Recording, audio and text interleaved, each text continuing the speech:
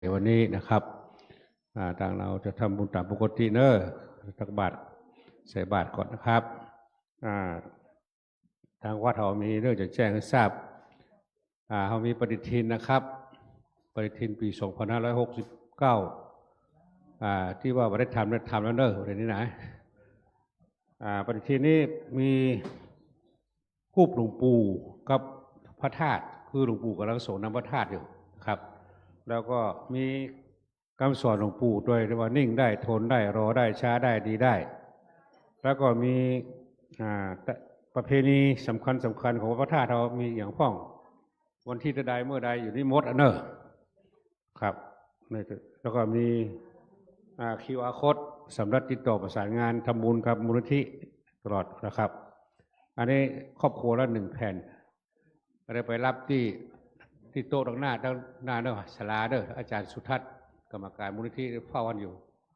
ใครจะร่วมทำบุญเป็นกล้าจะทำปฏิทินก็ได้เด้อตามทำจะที่ต้นทุนมันได้อันละ2 บาทนะครับทำมาแล้วก็ใครจะเอาอันอื่นจะทำบุญ30 40 45 บาท100 200ก็แล้วแต่ใส่ตู้อันผ้าป่ามาค่าบูชาด้วยครับอันนี้จากเฉพาะศรัทธาที่มาในวันนี้เนาะครับคนใดที่ได้ก่อนไปยังไม่ต้องเอาละคนที่ไม่ได้เอาไปเอาเด้อกำนันผู้ใหญ่บ้านนี่เอาไป2 อันไปขอประชุมอัน 1ว่าที่บ้านกำนันผู้ใหญ่บ้านอัน 1เด้อ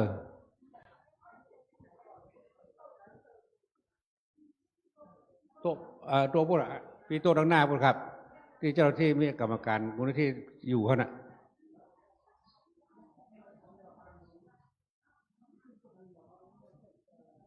เขาผสมตัวอย่าง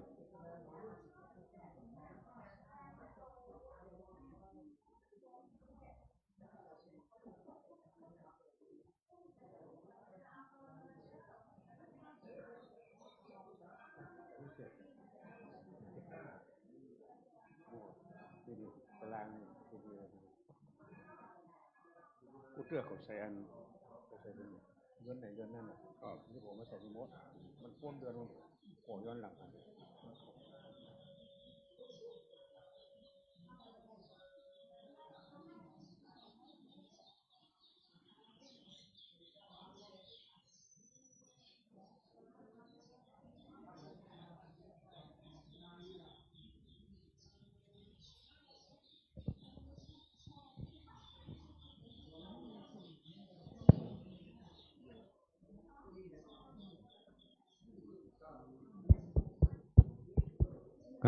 ศีลหน้า8 ค่ำศีลในวันเดือนเพ็งศีลในเดือนเพ็งนี่เป็นเดือน5เพ็งเนอะพระธาตุจะออกพรรษาจะได้ส่งน้ำพระธาตุนะครับเดือน5เพ็งในปฏิทินก็บอกไว้ละวันที่2 กุมภาปีนี้ตรงกับวันที่2 กุมภานะ5เพ็งพระธาตุออกพรรษาประเพณีส่งน้ำพระธาตุเท่านะครับ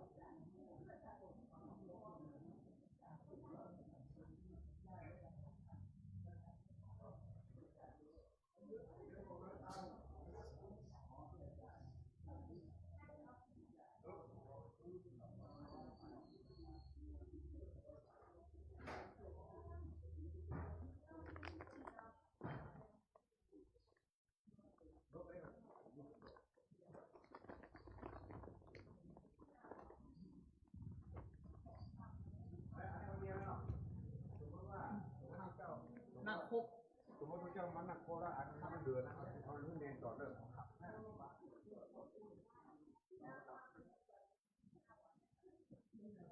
วันมีคนมาถวายในวิหารเพราะว่าเอาเรียงไว้พอดีวันมาคุณภาพพอดีเนาะใช่ใช่ครับอันนี้ที่สองเนี่ยหลวงพ่อเอาถ้ามันนั่งดังหลวงพ่อกระจายไปเนาะ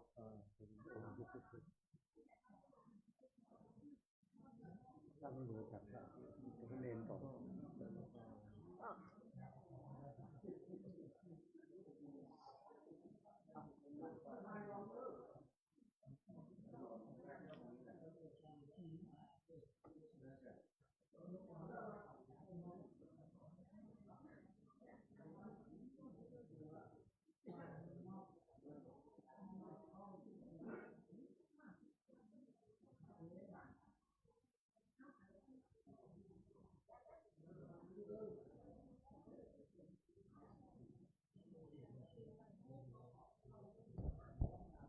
ครับ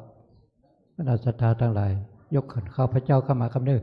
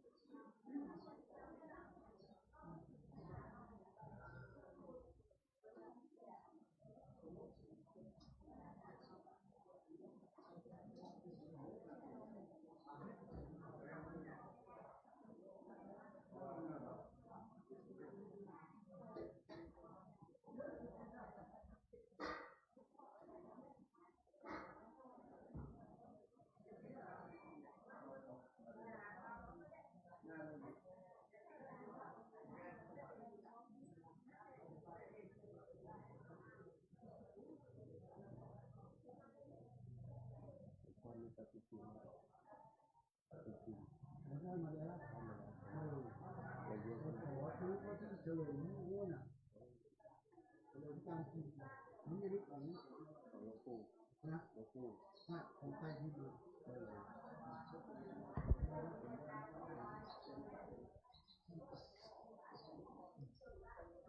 ับต่อไปก็ขอเชิญท่านประธาน ครับเดี๋ยวแป๊บขอเวลาครับพี่น้องศรัทธาที่มาใหม่นะครับตะกี้ประกาศไม่ได้ยินเนาะคนที่มาต้องการปฏิทินเนอร์ที่ยังไม่ได้เพราะว่ามันที่ท่านผู้โสพลก็แจกนะอันเดียวกันเนี้ยแต่เราแจกคนมาทยอยมานี่เขาแจกวันศีลถ้าไปมาได้ที่ตู้ดีเอาที่นี่ไปเนอะครอบครัวละ1 แผ่นนะครับครอบครัว1 แผ่นแล้วก็อยากจะทำบุญก็ทำบุญที่ตู้ฮันเนอร์ทำบุญที่ตู้เซฟนะครับตู้เซฟพระป่าละใส่มุนเท่าใดเอาไปคนละหนึ่งชุดนะครับถ้าเอาไปหลายชุดทุกคนมาที่หลังจะมาได้เนาะแต่ถ้ามันเหลือแล้วที่มันถึงมามันเตื้องอยู่นะครับครั้งแรกนี่เอาไปคนละชุดก่อนนะครับประกาศทราบตัวกันเนอร์คนเจ้าหน้าที่ที่ประจำอาจารย์สุทัศน์บึงคนตัวได้บอกเลยเนอร์ว่าจะเอาคนละแผ่นแล้วก็ทำบุญต่างประเทศแบบมีสตางค์มาสแกนก็ได้นะครับสแกนจ่ายก็ได้เนอะที่ในปฏิทินมีQR Codeด้วยนะเอาไปบุญที่บ้านนะครับคนมาแอบบ้านเอาเพื่อค่อยทำบุญกับมูลนิธิบอกว่าเอ้ากดQR Codeนี้เข้าบัญชีมูลนิธิเลยธนาคารกรุงไทยนะครับอันนั้นก็ได้เนอะหรือว่าจะมาทำบุญวันหลังก็ได้แล้วแต่สะดวกสบายมูลนิธินี้มูลนิธิหลวงปู่ตั้งขึ้นเรียกว่ามูลนิธิวัดพระธาตุศรีจำจองวรวิหารนะครับเรามีคณะกรรมการดูแลอยู่ทั้งตู้เจ้าทั้งคารวะมี13 คนนะครับพี่น้องเป็นเงินพี่น้องศรัทธาเอาได้ละรวมก่อนตั้งนะครับ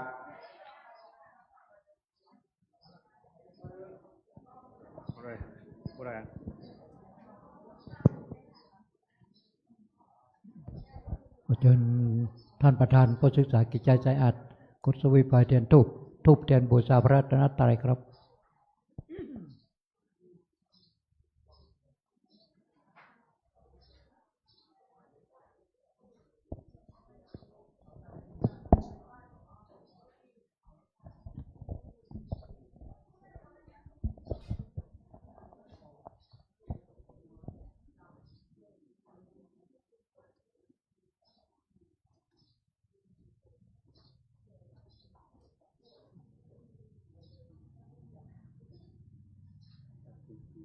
ครับต่อไปกลับพร้อมเดียวกันครับกลับ1กลับ2กลับ3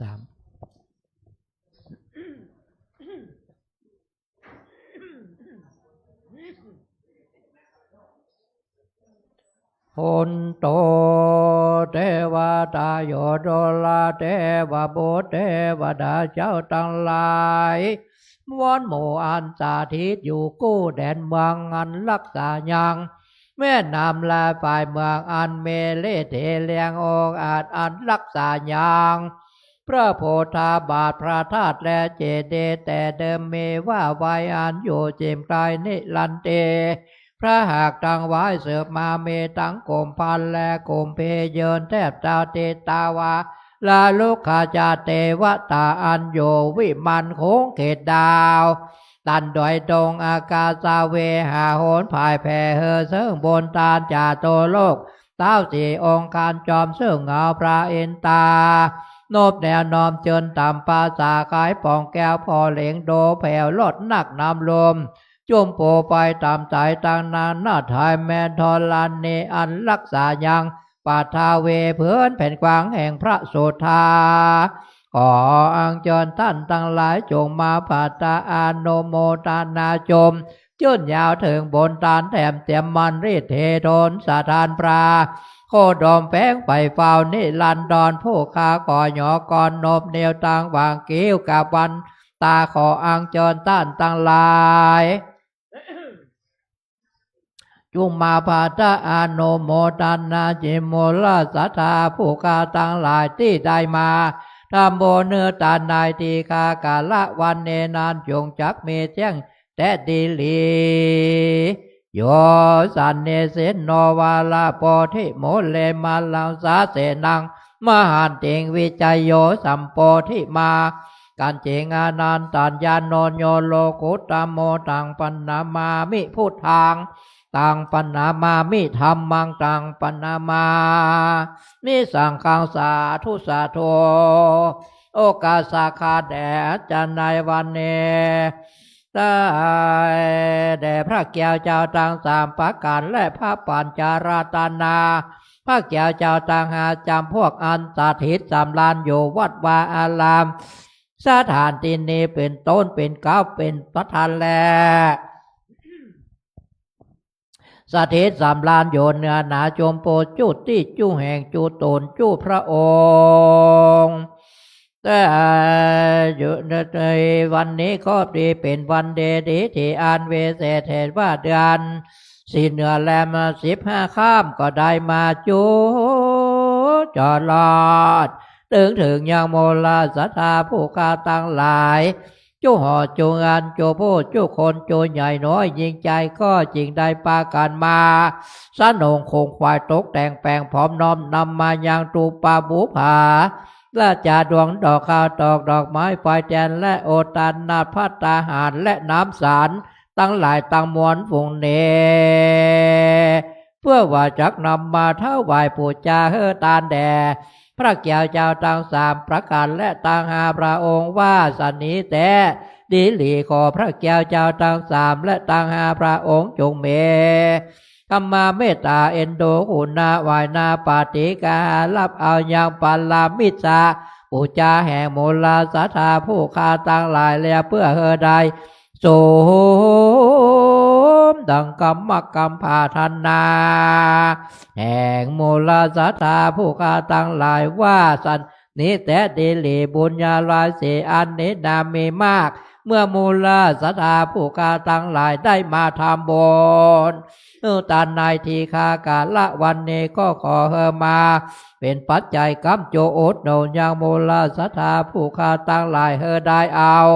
ตนตัวรอดพ้นเสียอย่างอันตรายต่างหลายต่างๆนั้นนาเป็นตนว่าเคาะปีเคาะเดือนเคาะวันเคาะยามเคาะเจ็บใครได้ผ่านญาติเคาะหมู่โลกาต่างหลายต่างๆนานาเปียที่โลกาเคาะอันใดที่ได้มาปรากฏบ้างเกิดกับตนตัวแห่งโมลาสัทธาผู้คาต่างหลายแล้วก็ขอได้ระงับกับหายไปนาทีคากาละวันนี้ข้ออันใดที่ยังบ่ได้มาปรากฏบ้างเกิดกับตนตัวแห่งโมลาสัทธาผู้คาต่างหลายก็อย่าได้มาปรากฏบ้างเกิดแถมสังเยื่องแถมสักประการแถมซ้ำปอสองตั้งแต่มาหุตาละยามนี้ไปนาขอเฮโมลาสัทธาผู้คาต่างหลายจุงจำเลินไปโดยอายุปีอายุเดือนอายุวันอายุยามอายุวันนาสุขาปัลลประกอบไปโดยโจกปีโจกเดือนโจกวันโจกยามไปใจขอเฮได้เอาตนตัวตั้งไว้อยู่กำโจยังวาลาพุทธศาสนาขององค์พระสัมมาสัมพุทธเจ้าและองค์พระมหาจินาทัตเจ้าไปจนเสียงเจรการยืนยาวนั่นนักนั้นจงจักมีเสียงแต่เดลิอีตังโนอาเกตุปาบุภาลาจาตานังสาโทโอตานักพิคหาตันนางโอตะกังตันนางอาเพจาอาสาธาลนะสัพพโลกิญะโลกุตลามัคคาภาลานิปานา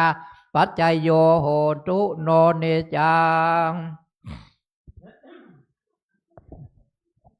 อิเมนาสกาเลนะทางโพทางอภิโปชยามาอิเมนาสกาเลนะ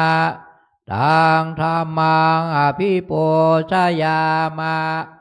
อิเมนาสกาเลนะทางสังฆังอภิโปชยามาอะระหังสัมมาสัมพุทโธภควาโพธังภวันตังพิวาเทมิสวากขาโตภควตาธัมโมธัมมังนามัสสามิสุปฏิปันโนภควโตสวากสังโฆสังฆังนัมมามิ หันธรรมยังพุทธัสสะภะคะวะโตบุพพภานามะกลังกะโลมาเส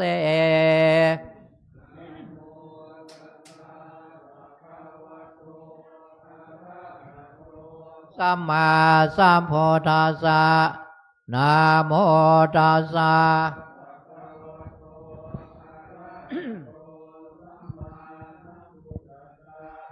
นะโมตัสสะภะคะวะโตอะระหะโตสัมมาสัมพุทธัสสะหันธรรมยังพุทธาภิทุติงกะโลมาเสข้าโตอะระหังสัมมาสัมพุทโธเวชาจารณะสัมปันโนสุขโตโลกวิโทอนุตตโลโพลิสธรรมสารทิสัตเทวมโนสานาโพโตภะคะวาโยมาโลกังสะเทวกังมาระกังสะพรามกังสะสมานะพรามเนงปัจฉังเทวมโนชังสยังอภิญญาสิกตวาปเวเทเสโยธรรมังเทเสเสยกันรยานางมัจเชกันรยานางลิโยชานาการรยานางสาถังสัพยานสนางเกวลาปาลิปุณนังสุทังพระมัจจริยังปากาเสเส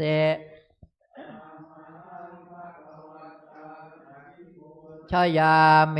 ตามหังภคะวันตังลาสานามามิหันธรรมยังธรรมาภิทุติงกะโลมาเส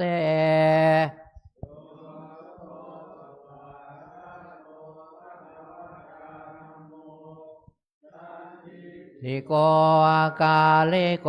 เอปัสสิโกโอปานายิโกปัจจตังเวทิตาโพเวนโยเอธรรมังธรรมังพิโปชยามิธรรมังธรรมังศิลาสานามามิหันธรรมยังสังฆาภิทุติงกะโลมาเสโนภะคะวะโตสาวกสังโฆโอสุปฏิปันโนภะคะวะโตสาวกสังโฆยายาปฏิปันโนภะคะวะโตสาวกสังโฆภะคะวะโตสาวกสังโฆยะทิทางจัตตาเลโปลิสายุกานิอัตถะสัพพุกลาเอสัพพะคะวะโตสาวกสังโฆอาหุเนยโยปาหุเนยโยขิเนยโยอัญชาเลกาลานิโยอนุตตลังปุญญเกตังโลกัสสะ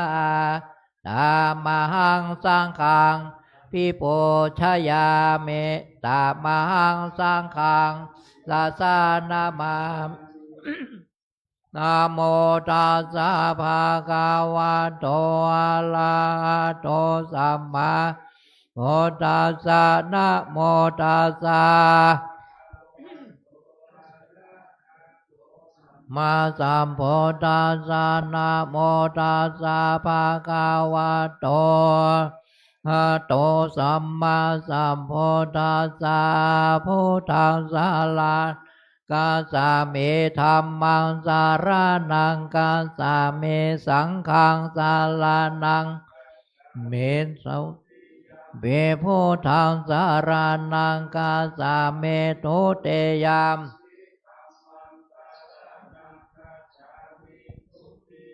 ปิสังฆังสารนังกาสามิตาเตยามเปพุทธัง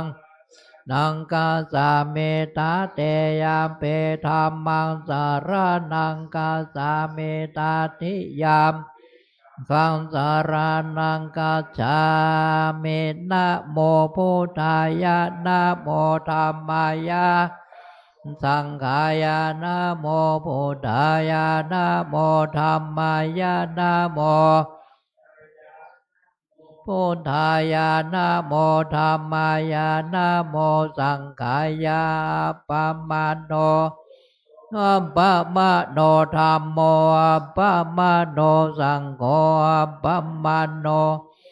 อัปปะมะโนธัมโมอัปปะมะโนสังโฆอะโนพุทโธอัปปะมะโนธัมโมอัปปะมะโนสังโฆพุทโธ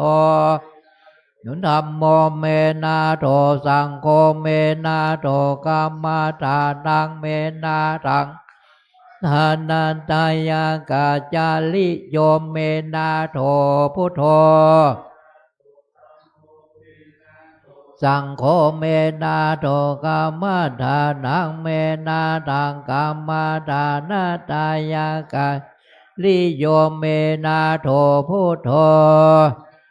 ธัมโมเมนาโถสังโฆเมนาโถกัมมาทานังเมนาทังทานันตายากาจาลิโยเมนาโถพุทโธ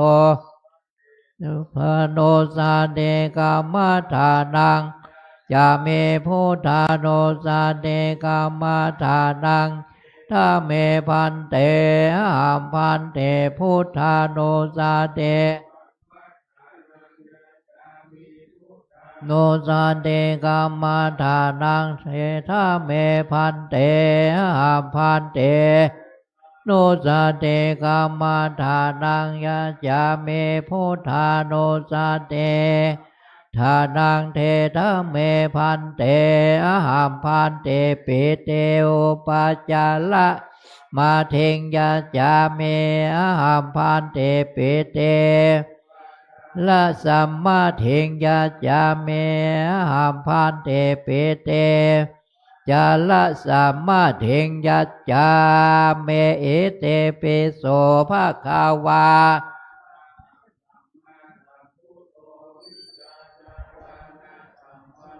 สุขันโตโลกาวิโทอนุตตโลโปลิสัทธรรมสา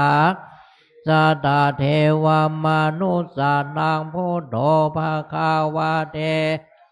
คาโตภะคะวะตาธัมโมสันเตติโกกาลิโกปัสสิโกปันนายิโกปัจจตังเวทิตัพโพติสุปฏิปันโนภะคะวะโตสาวกสังโฆสุปฏิปันโนวะโตสาวกสังโฆยายะปฏิปันโนภะคะวะโตติปันโนภะคะวะโตสาวกสังโฆยะทิทังจตาลิโปเลเนอันทาโปเลสาโภคาลายสาภาคาวะโตก็สังโฆนายโยอัญจาเลกาลานิโย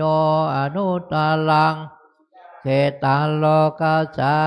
เทอาเทเอมัสสามิงกายเยเกสาโลมานะขาตัจโจมังสังนาหาโลอาเทอาเทเมจังวะกังถ้ายังยากานังกิโลมากังเปหากังสังอันตังอันตาคูนังโอทาลิยังกาเลสังปิตังเสมังปุโปโลเสโทเมโทอาสุวาสาเคโลสิงคานิกาลามุตังมัทธาเกมัทธาลงคันเตนตาวาติงสากาลังอายัง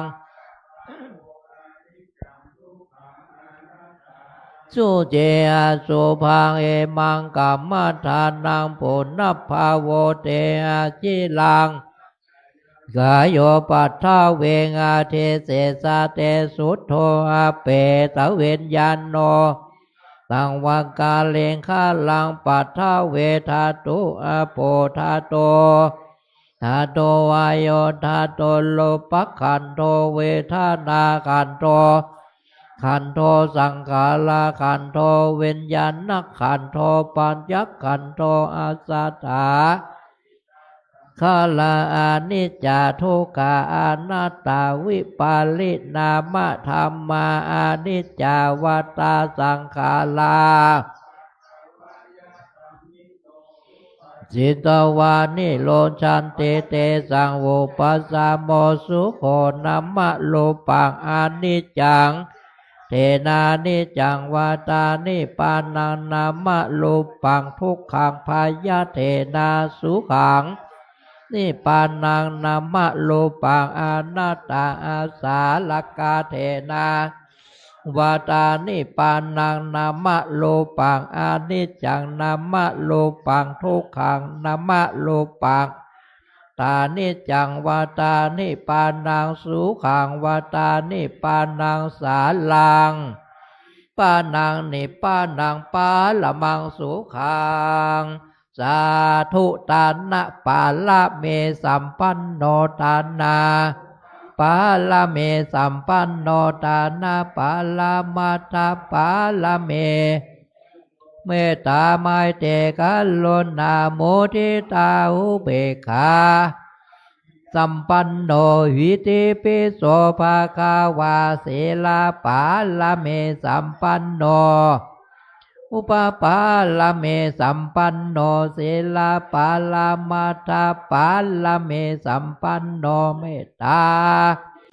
โลนาโมทิตาอุเบกขาปาละเมสัมปันโน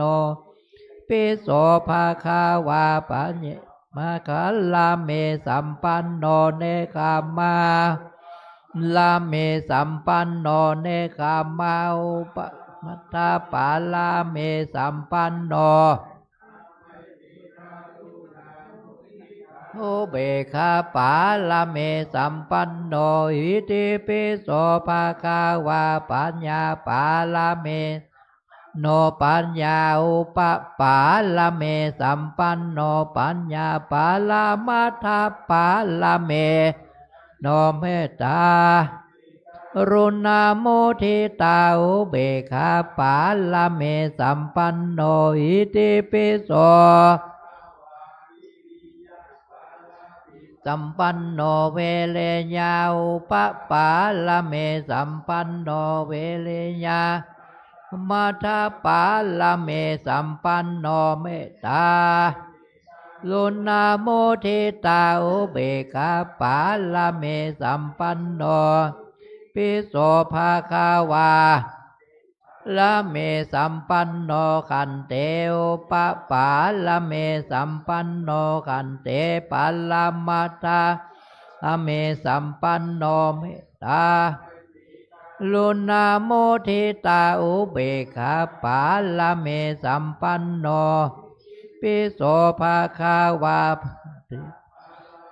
สัมปันโนสัจจาอุปปาละเมสัมปันโนสัจจา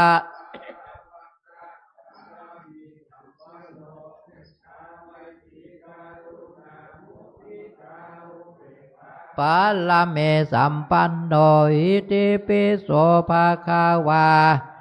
ทานาปาละเมสัมปันโนอาเทธานาอุปปาละเมสัมปันโนทานาปาละมัตถปาละเมสัมปันโนเทงกาโลนาโมทิตาอุเบกขาปาละเมสัมวิติปิโสภาคาวาเมตตาปาละเมสัมปันโนเมตตาลาเมสัมปันโนเมตตาปาละมัทธปาละเมสัมปันโนอุเบกขาปาละเมสัมปันโนอิติปิโสภาคาวาอุเบกขามีสัมปันโนอุเบกขาอุปปาละเมสัมปันโนอุเบกขาตาปาละเมสัมปันโนเมตตาไมเต มุทิตาอุเบกขาปาลาเมสัมปันโนอิติปิโสภะคะวาปาลาเมสัมปันโนทัสสะอุปปาลาเมสัมปันโนทัสสะมัทธปาลาเมสัมปันโนเมตตาลุนาโมทิตาอุเบกขาปาลาเมสัมปันโนอิติปิโสภะคะวาทิงสาปาลาเมสัมปันโนสัมมาทิงสาอุปปาลาเมสัมปันโนสัมมาทิงสาเมสัมปันโนเมตตาลุนาโมทิตาอุเบกขาปาลาเมสัมปันโนอิติปิโสโตโพโทอนันตาเทโกโนอิติปิโสภะคะวาอิติปิ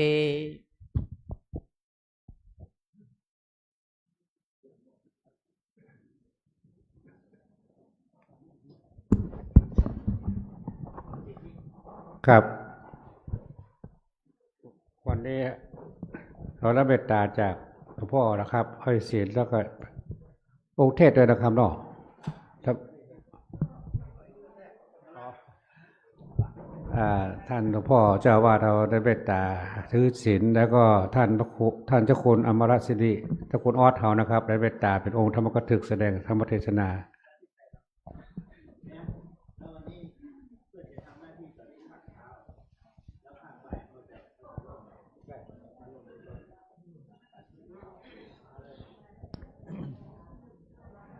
และซ้อมต่างๆนะ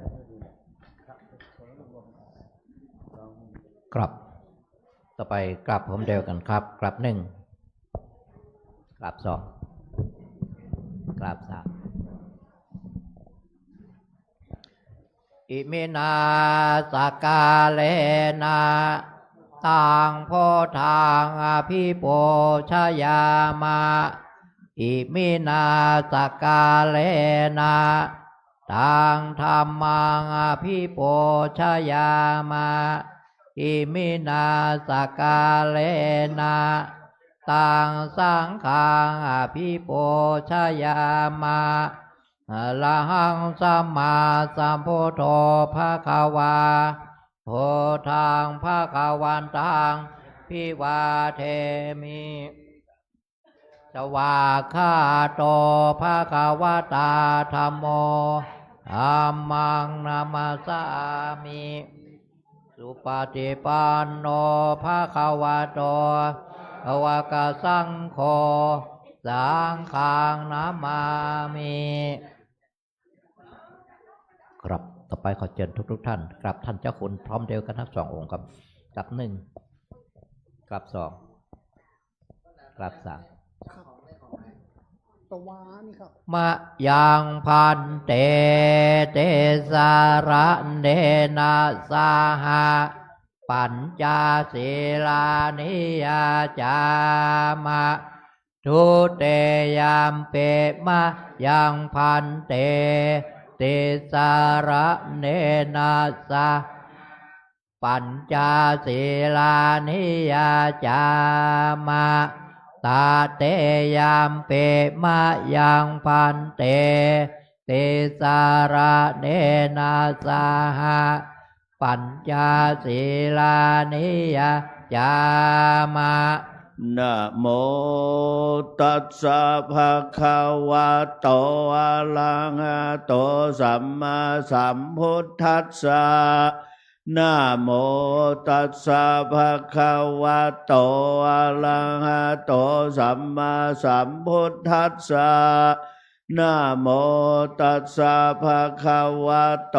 อะระหะโตสัมมาสัมพุทธัสสะนะโมตัสสะภะคะวะโตอะระโตสัมมาสัมพุทธัสสะนะโมตัสสะภะคะวะโตอะโตสัมมาสัมพุทธัสสะนะโมตัสสะภะคะวะโต หะโตสัมมาสัมพุทธัสสะ พุทธังสรณังคัจฉามิ พุทธังสรณังคัจฉา ธั มิ มมังสรณังคัจฉามิ ธัมมังสรณังคัจฉามิ สังฆังสรณังคัจฉามิ สังฆังสรณังคัจฉา ตุ มิ ติยัมปิพุทธังสรณังคัจฉามิ ตุติยัมปิพุทธังสรณังคัจฉา ตุ มิ ติยัมปิธัมมังสรณังคัจฉามิ ตุติยัมปิธัมมังสรณังคัจฉามิ ตุติยัมปิสังฆังสรณังคัจฉามิ ตุติยัมปิสังฆังสรณังคัจฉา ต มิ ติยัมปิพุทธังสรณังคัจฉามิ ตติยัมปิพุทธังสรณังคัจฉา ต มิ ติยัมปิธัมมังสรณังคัจฉามิ ตติยัมปิธัมมังสรณังคัจฉา ต มิ ติยัมปิสังฆังสรณังคัจฉามิ ตติยัมปิสังฆังสรณังคัจฉามิ ปานาติปาตาเวระมณีเสขาปะตังสมาธิยามิ ปานาเตปาตาเวลมณีสิกขาปะตังสมาธิยามิ อาตินนาตานาเวระมณีเสขาปะตังสมาธิยามิ อาตินนาตานาเวลมณีสิกขาปะตังสมาธิยามิ กาเมสุมิจฉาจาราเวระมณีเสขาปะตังสมาธิยามิ กาเมสมเมสาจาลาเวลมณีสิกขาปะตังสมาธิยามิ มุสาวาตาเวระมณีเสขาปะตังสมาธิยามิ โมสาวาทาเวลมณีสิกขาปะตังสมาธิยามิ โสราเมรายามาชาปามาตาฐานาเวระมณีเสขาปะตังสมาธิยามิ สุลาเมลายามาชาปามาตาฐานาเวลมณีสิกขาปะตังสมาธิยา เม มิ มาเนปัญจเสขาปะตาเนเสเลนะสุขติงยันเต สาธุ เสเลนะโภคะสัมปตา สาธุ เสเลนะเนปุติงยันเต สาธุ ตัสมาสีลังวิโสทะเย มามะพันเตต่อไปโยกขบาทคำหนึ่งสาธุโอกาสาโอตานาปินเดปาตังตานังปานาปัจจายโยโหตุโนนิจังสาธุโอกาสาปินเดปาตังตานังนิปานาปัจจายโยตุโนนิจังสาธุโอกาสานาปินเดปาตังตานางนิปานาปัจจายโยตุโนนิจัง สำหรับเจ้าวันนี้นะก็จะได้อาราธนาพระเดชพระคุณให้เจ้าคุณอมราเวทีปรริยนธรรม8ประโยคพุทธมหาบัณฑิต แล้วก็วันนี้ให้เจ้าคุณเจ้าวาดในฐานะเป็นรองเจ้าอาวาสฝ่ายการศึกษา คณะสงฆ์ภาค7เพื่อจะประชุมที่ดอยสัปปัญญูเพื่อมีการอบรมพระเนนประโยคประโยค6 7 8 9ที่ดอยสัปปัญญูในคณะเดียวกันก็เอาประโยค2 3นี้มาอบรมตัวแล้วประเด็นนี้เพื่อจะปิดโครงการนี้แล้วเขาจะไปสอบในวันที่อย่างไรเร็วๆเนี่ย2-3 วันนี้เขาจะไปสอบ แล้วก็เพื่อจะปิดตัวนี้ 6 7 8 9ก็จะปิดตัวนี้ แล้วก็จะเริ่มปฐมนิเทศ5 4 3 2นะมันมีตั้งแต่ประโยค2ขึ้นไป1 2 3 4 5 จะอบรมต่อในฐานะเป็นฝ่ายการศึกษาแล้วก็จะมีการประชุมบรรดา เจ้าคณะรองเจ้าคณะว่าอาวาสและเจ้าอาวาสจังหวัดอำเภอแล้วก็เจ้าสำนักต่างๆจะต้องไปประชุมกันเวลา9 โมงนี้อาตมาก็ขอมอบหน้าที่นี้คือแก่ท่านเจ้าคุณอมรเวทีพร้อมโดยสถานญาติโยมทั้งหลายได้ช่วยกันประกอบพิธีนี้แล้วก็อาตมาจะมาลงอุโบสถเวลาบ่ายโมงวันนี้แล้วก็ขอเจริญพร ลูกศิษย์หลวงพ่อเป็นไงก้อยๆป้อนนันบัญญัติมานี่ครับอันนี้เฮือหลวงพ่อของเปิ้นปุ้นเมืองเขาว่าปุ้นเปิ้นก้อยๆเดี๋ยวหลวงพ่อไปศาสนกิจวัดดอยสัพพันยูแม่วางตะกี้เตียวมาคนเดียวป๊อปกลับมีนะเดี๋ยวอ่อนกำลังพ่อนิมนต์ครับก้อยๆไปเพราะว่านะตะกี้อยากหลวงพ่อยังมาเตียวเวยไปว่าจะไปทางหน้าก็เลยถามหลวงพ่อยังมาสีแข็งแรงเจ้านี่โอ้กะอีหรอกเดี๋ยวรอหลวงพ่อไปสักคำ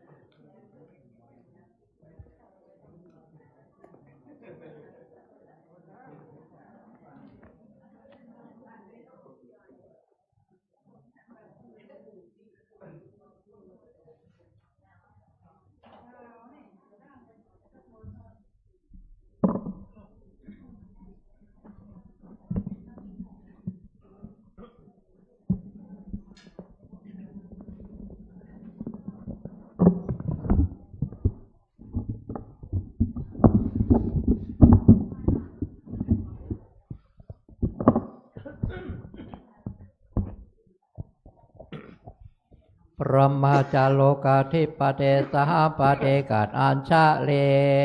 อันเทวลังอัญญาจทาสันติทาสตาปรัชกาชาติกาเทเสตุธรรมังอนุกัมปิมังปะชัง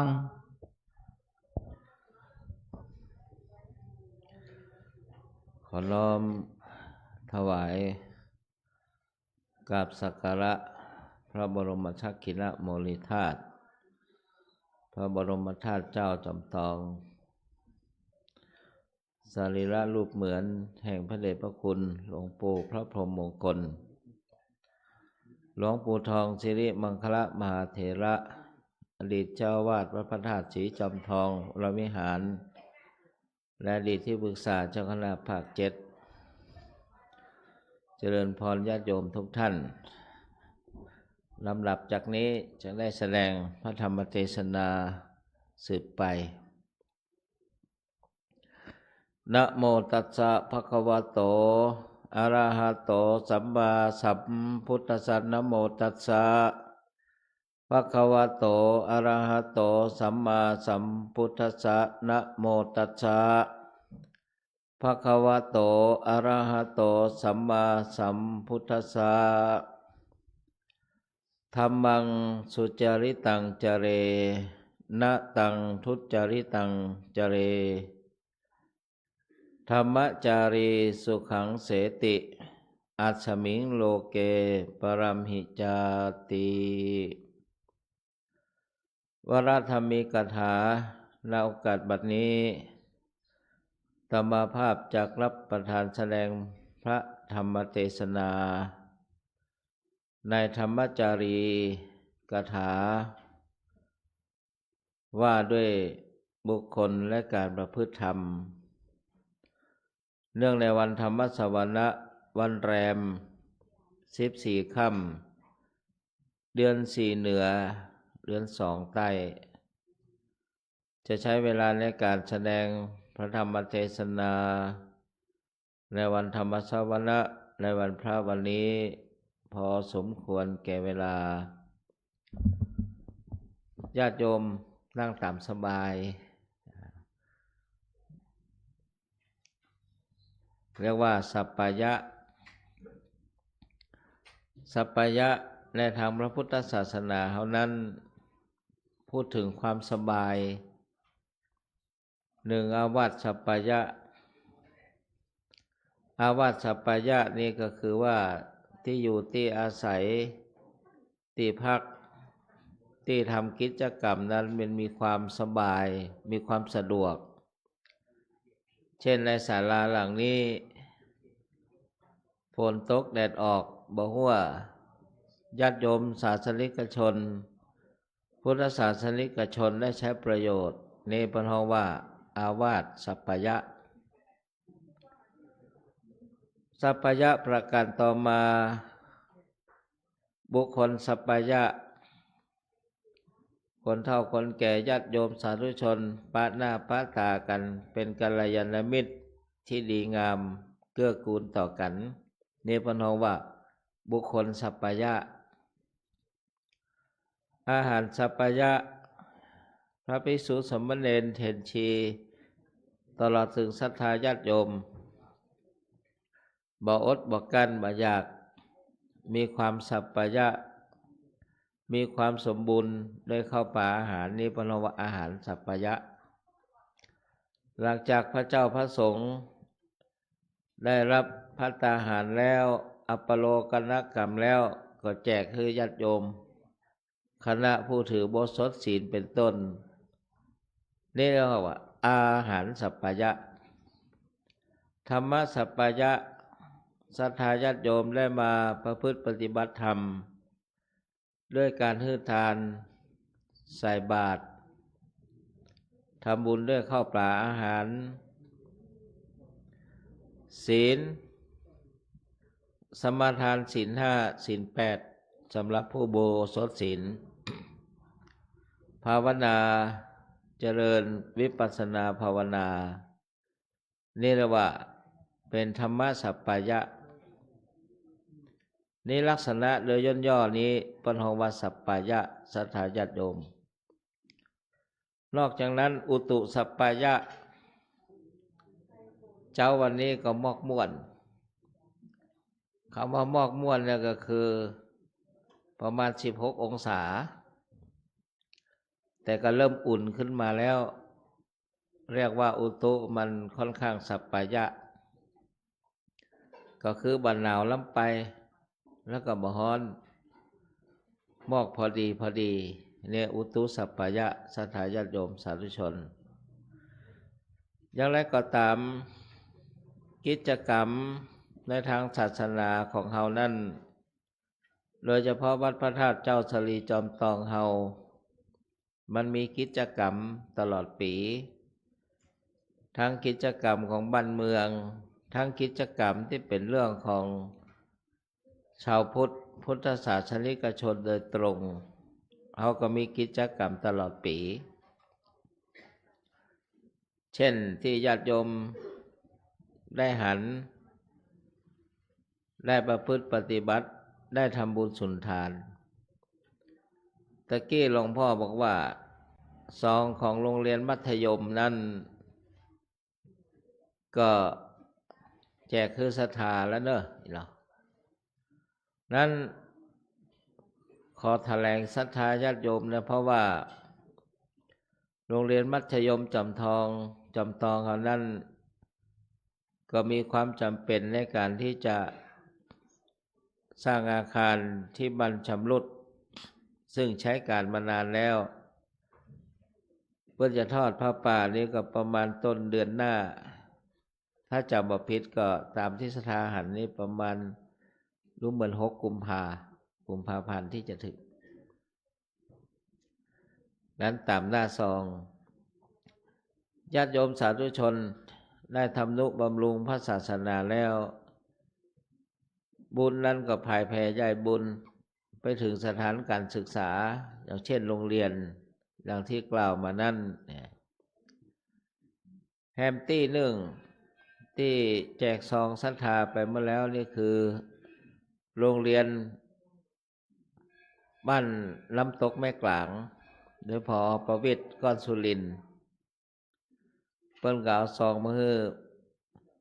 ถามว่าทำไมทอดพระป่าก็บำรุงการศึกษาการบริหารการศึกษาจ้างครูมาสอนพิเศษอย่างต่างๆเหล่านี้นี่ศรัทธาญาติโยมวัดลำตกแม่กลางนี้จะทอดวันพุธศรัทธาเจ้าจำตองเฮาจะไปร่วมทำบุญด้วยตนเองก็ได้หรือร่วมทำบุญตามกำลังที่จะพึงทำได้ก็เป็นเรื่องของบุญกุศลน้ำหลายๆยศหลายๆตี้หลายๆต่างมาล้อมมารวมกันก็เป็นจำนวนที่มีปริมาณมากขึ้นสามารถทำประโยชน์ได้มากขึ้นนี่เป็นเรื่องแห่งกิจกรรมงานบุญและแต่ละครั้งแต่ละคราวไปศรัทธาศาสนิกชนพุทธศาสนิกชนนี้เพิ่นได้มาประพฤติวัดปฏิบัติธรรมในทางพระพุทธศาสนานั้นได้ถือว่าเพิ่นได้บำเพ็ญอัตตประโยชน์อัตตประโยชน์นี่ก็คือว่าประโยชน์ตนองค์สมเด็จพระสัมมาสัมพุทธเจ้าตรัสไว้ว่าอัตถประโยชน์ประโยชน์ตนนี้เป็นเรื่องที่สำคัญประการหนึ่งเพราะว่าเราทราบดีว่าอนิจจาวัฏสังขาราล่ะตามที่ตุเจ้าเพิ่นบังสกุลสวดสังขารทั้งหลายไม่เที่ยงมันมีความแก่มีความชำรุดทรุดโทรมไปตามกำลังไปตามวันเวลากำลังวังชาต่างๆหลายๆด้านก็ลดกำลังลงเพราะนั้นญาติโยมเป็นผู้ที่ไม่ประมาทในวัยในชีวิตในความไม่มีโรคทำบุญสุนทานทำมาอย่างต่างๆนั้นถือว่าสะสมเสบียงบุญเรียกว่ากุศลปาฐายังกุศลปาฐายังคือเสบียงบุญกุศลนี้ศรัทธาญาติโยมพระพุทธองค์ตรัสบอกว่าหลังจากสัตว์ทั้งหลายล่วงลับไปแล้ว มีธรรมสองประการที่น่าจะติดตามได้คือกุศลหรือว่าสิ่งที่เป็นบุญที่สั่งสมไว้เมื่อยังมีชีวิตอกุศลหรือบาปที่บุคคลประพฤติมาแล้วนี่สองประการนี้เท่านั้นจะติดตามสัตว์ไปผู้ไปสู่ปรโลกสัมปรายะภายภาคหน้าญาติโยมเป็นผู้ที่ไม่ประมาทได้ชื่อว่าธรรมเกาะคือที่พึ่งเพื่อแก่ตัวเก่าอัตตโนทีปังกะเลพึงทำเกาะหรือว่าที่พึ่งเพื่อแก่ตัวเก่านี้เมื่อยังมีกำลังวังชาและนอกจากนั้นการรักษาศีลเป็นเรื่องที่สำคัญบางท่านสมาทานศีลห้าอุโบสถศีลสมาทานศีลแปดในวันอุโบสถศีลธรรมสวนะนี้ทั้งทานทั้งศีลก็เป็นบุญกุศลที่ยิ่งใหญ่ญาติโยมการให้ทานนี้ก็เพื่อที่จะขจัดปัดเป่ามัจฉริยะคือความกันตนีของเราของสัตว์โลกที่อยู่ในกมลสันดานนี้ประการที่หนึ่งคนที่ฝึกฮื้อก็ย่อมฮื้อได้ง่ายฮื้อตามกำลังฮื้อตามสมควรฮื้อตามโอกาสตามความเหมาะสมตามความเหมาะสมเป็นการฝึกจิตฝึกใจของตัวเก่าเพื่อมีความจาคะมีความเสียสละในขณะเดียวกันนอกจากจะเป็นกุศลอย่างนั้นแล้วก็เป็นบุญพระพุทธองค์ตรัสบอกว่า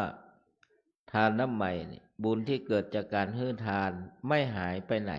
ไม่สูญไปไหนจะติดตามเราไปทุกภพชาติแม้กระทั่งสัมปรายะศีลการรักษาศีล ก็ถือว่าเป็นความประพฤติที่สุจริตความสุจริตทางกายคือการงดเว้นจากการฆ่าสัตว์ตัดชีวิตทำสัตว์มีชีวิตให้ตกล่วงไปอันนี้เป็นเรื่องแห่งการรักษาศีลไม่ลักทรัพย์ไม่ถือเอาเจ้าของสิ่งที่เจ้าของมาให้นี่อย่างนี้เป็นต้นก็เรียกว่าเป็นความประพฤติที่สุจริตทางกายไม่ประพฤติผิดในกามไม่ล่วงละเมิดคู่ครองของคนใดของผู้ใดหรือไม่ขยับธนะอภรรมจริยาประพฤติพรหมจรรย์ไม่ประพฤติสิ่งที่ไม่ประเสริฐสำหรับผู้มีอุโบสถศีลอภรรมจริยาที่เราสมาทานกันนี้อันนี้ประท้องว่าก็เป็นความสุจริตทางกายเป็นความประพฤติดีงามศรัทธาญาติโยม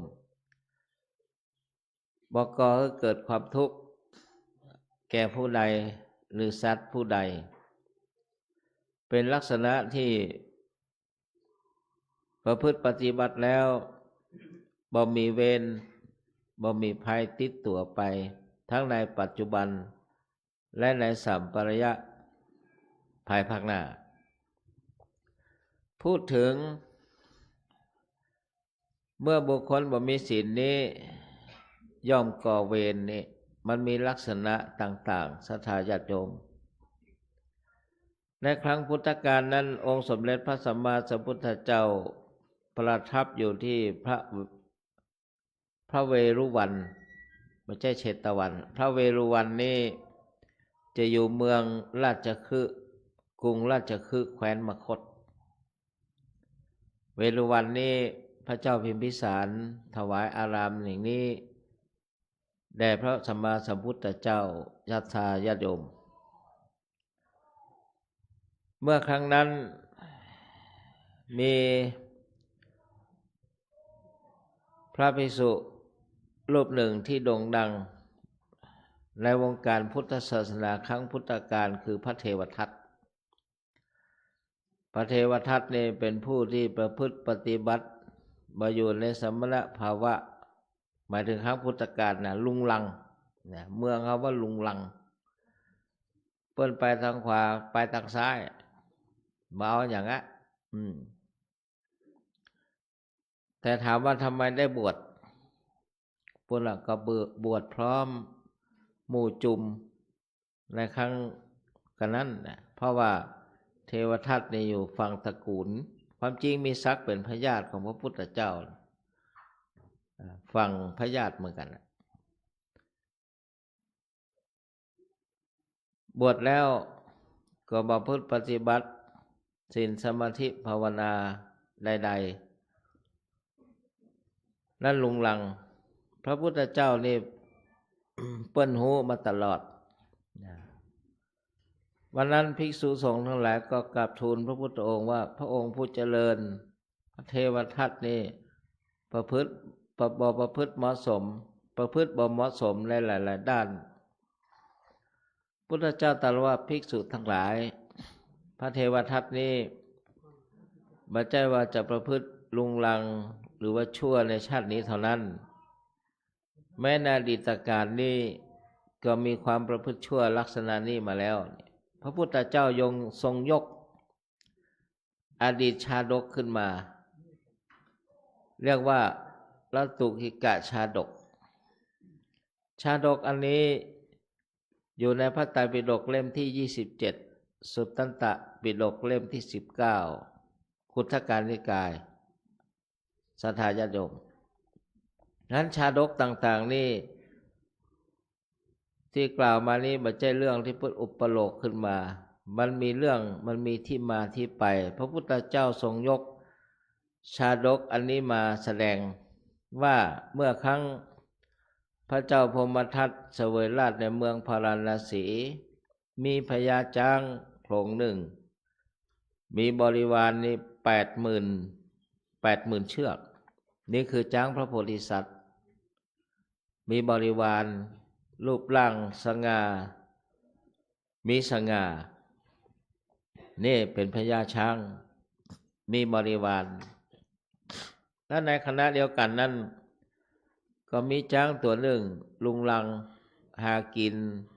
ใกล้ตีนดอยใกล้ๆนะแต่มันแยกเดี่ยวไป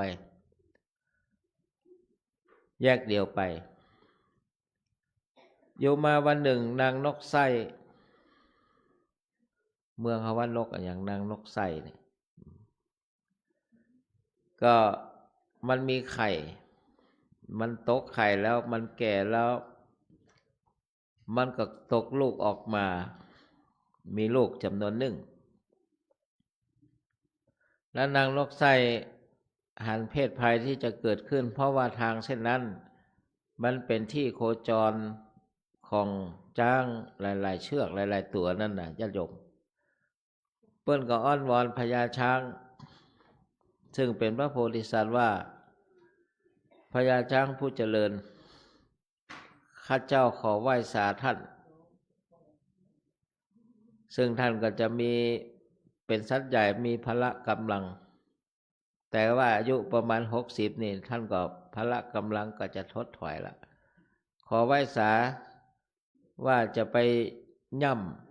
ำจะไปเหยียบจะไปย่ำลูกของข้าเจ้าที่มันน้อยนี่ล่ะนางนกไส้ว่าอ้อนวอน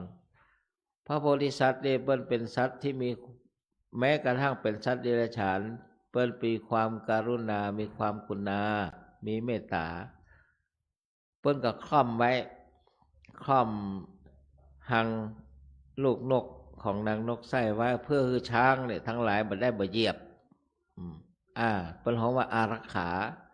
จนกระทั่งช้างนั้นทั้งหลายนั่นล่ะ80,000เชือกนะอย่าลงผ่านไปแล้วเปิ้นเป็นหัวหน้าเมื่อเป็นอย่างนั้นแล้วได้รับความสวัสดิภาพเพิ่นก็บอกนางนกไส้ว่าหมู่นี้มันเป็นอย่างแต่มันมีอยู่จ้างอยู่ตัวหนึ่งเด้อมันจะบ่ฟังกรรมของเธอจะอ้อนว่าอาจจะบ่ฟังกรรมก็ขออ้อนวอนไว้มันลุงดังล่ะมันเหมือนเปิ้นแล้วเปิ้นก็จากไปมาถึงเวลาที่จ้างเกเรนั้นมาถึงนั่นแหละนางนกไส้ก็อ้อนวอนตามที่พระโพธิสัตว์พญาช้างแนะนำแต่ว่าบ่ฟังแปลฟังง่ายๆว่าเจ้าเป็นนกตัวน้อยเขาเป็นสัตว์ที่มีพละมีกำลังมากบ่ฟังกรรมของเธอเขาตีนจ้างตีนตัวเก้าเนี่ยเหยียบจนกระทั่งลูกนกแล้วแตวเมืองเขาว่าแล้วแตวลูกยำเตาแหลกหมดนางนกไส้ก็ผูกใจเจ็บด้วยความอาฆาตพยาบาทว่าเราขอท่านแต่ท่านบ่ทำตามที่เราขอทำร้ายลูกของเราแถมสัก2-3 วันนี้เขาจะรู้เรื่องละว่าจะจัดการเรื่องนี้อย่างไรเปิ้นพรรณนาไว้ว่าเมื่อเป็นอย่างนั้นแล้วนางนกไส้ก็ไปหาพันธมิตรไปหาหมู่หาจุ่มก็ไปหานกกามีความคุ้นเคยสัก2-3 วันอันนี้นะเจ้าหมู่จ้างมันตัวใหญ่เขาใจพละกำลังเขาตุบในห้องมาได้หรอกเขามาช่วยกันถ้าจ้างมาเลยช่วยเอาปากเนี่ยไปจิกแก่นตามันนะ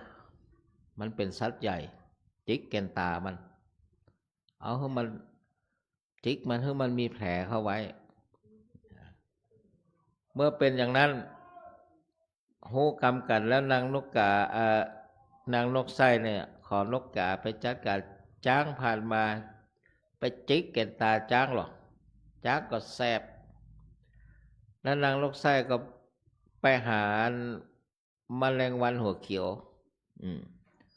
เมื่อมันตาจ้างมันมีแผลละไปจัดการวางไข่หรือว่าไปขี้ใส่แก่นตาจ้างกำเนิดในทางวิทยาศาสตร์เนี่ยมันมีเชื้อเหรอเชื้อแบคทีเรียจ้างนั้นก็ตาบอด ตาบอดแล้ว เปิ้นก็ไป ขอความช่วยเหลือจากกบ แผนมันสูงแล้วเพราะจ้างมันตาบอดแล้วมีพละกำลังหนัก ถ้าจ้าง ตาบอดแล้วมันก็อยากกินน้ำตาบอดทั้งสองข้างละก็ไปบอกกบ ก็ขอไปอยู่ที่ปากเหวเด้อปากเหวทำนองว่าทางลุ่มนั้นมันเป็นน้ำเป็นบึงเป็นแอ่งน้ำมันเป็นสระเป็นหนองนี่น่ะกบก็ทำตามนั้น เมื่อจ้างตาบอดแล้ว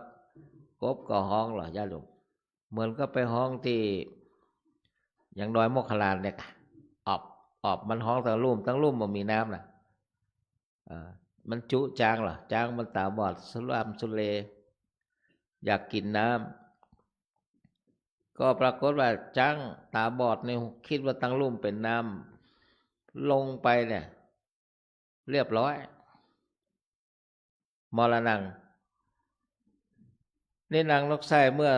แผนสำเร็จเช่นนี้แล้วก็บอกว่าหันก็พละกำลังอย่างเดียวนั้นบ่สามารถที่จะเอาชนะได้ตลอดเวลาตลอดกาล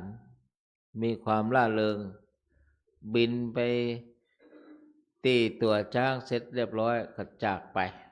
นี่พระพุทธเจ้าตรัสบอกว่าสัตว์ทั้งหลายผู้มีเวรต่อกันนี่จะพึงประพฤติปฏิบัติ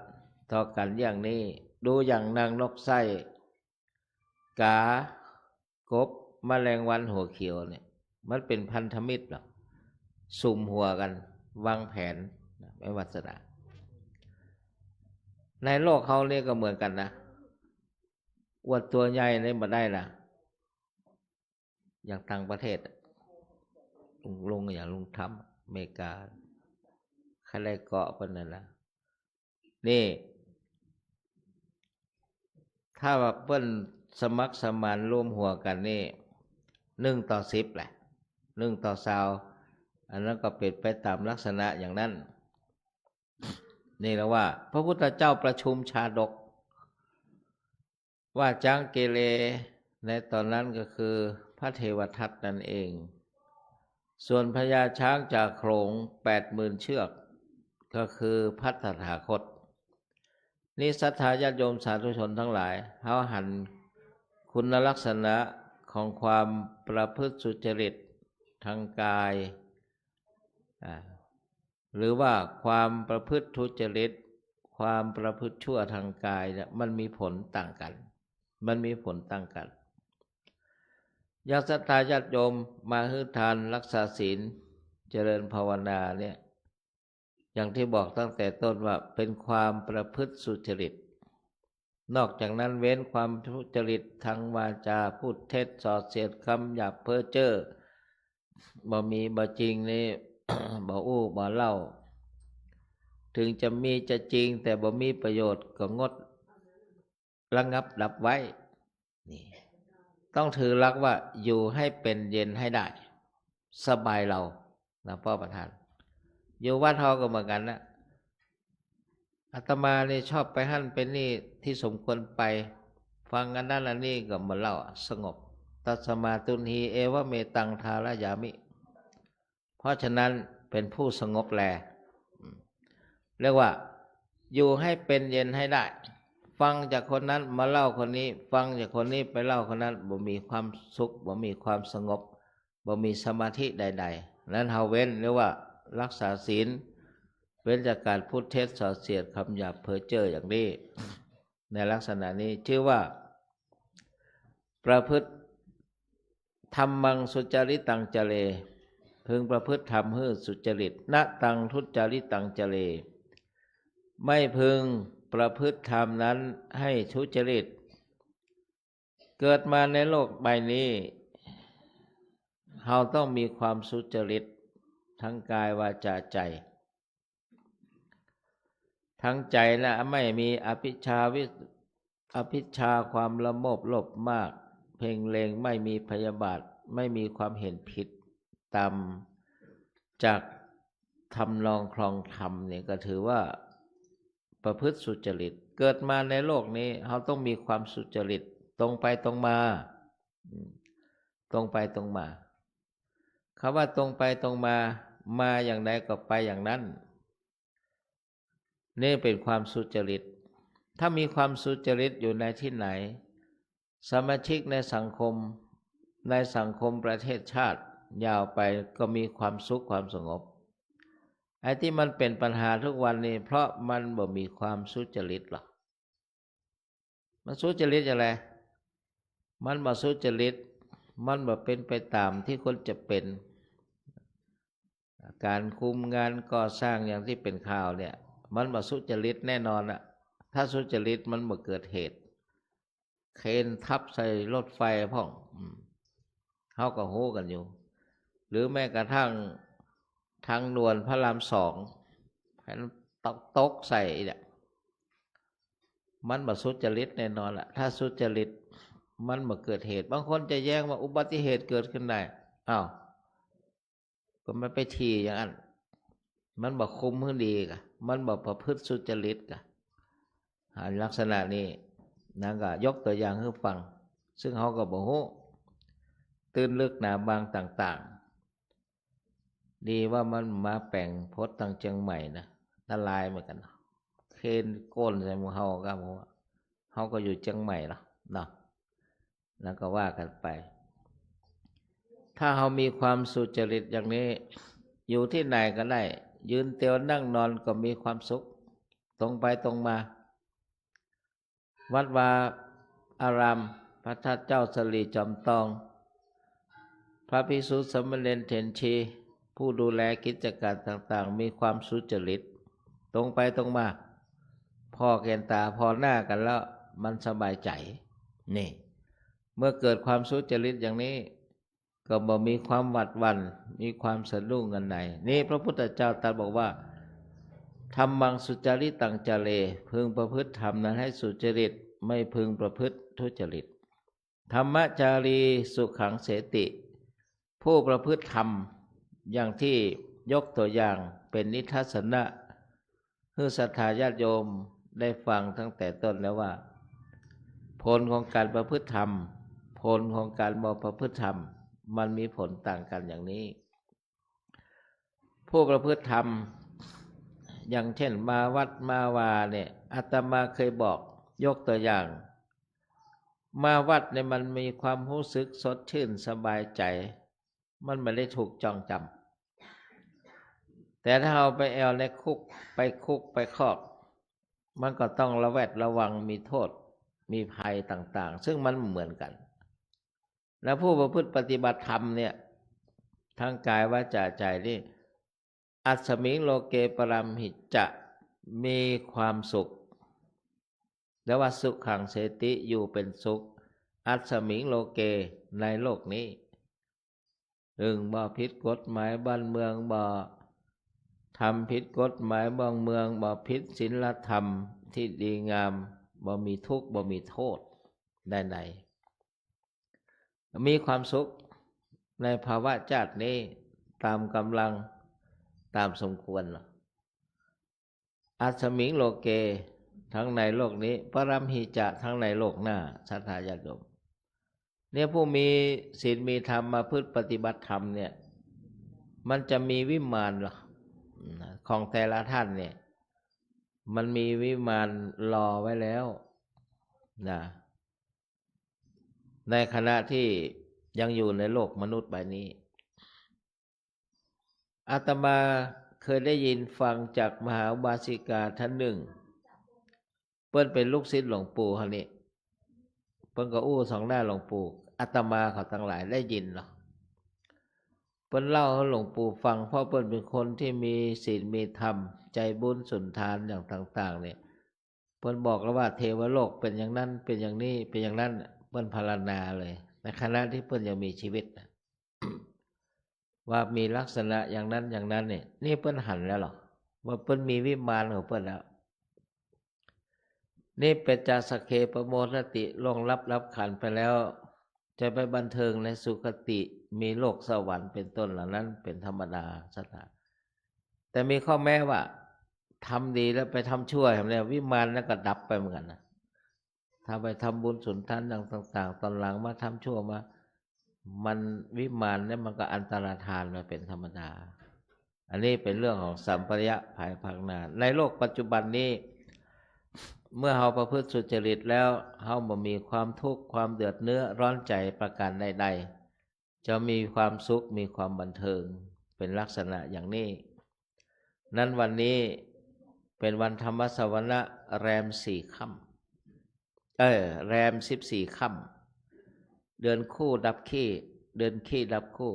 เมื่อเป็นเดือน4นี่มันจะดับขี้คือแรม15 ค่ำคือวันนี้ไม่ใช่14ขออภัยแรม15 ค่ำเดือน4เหนือ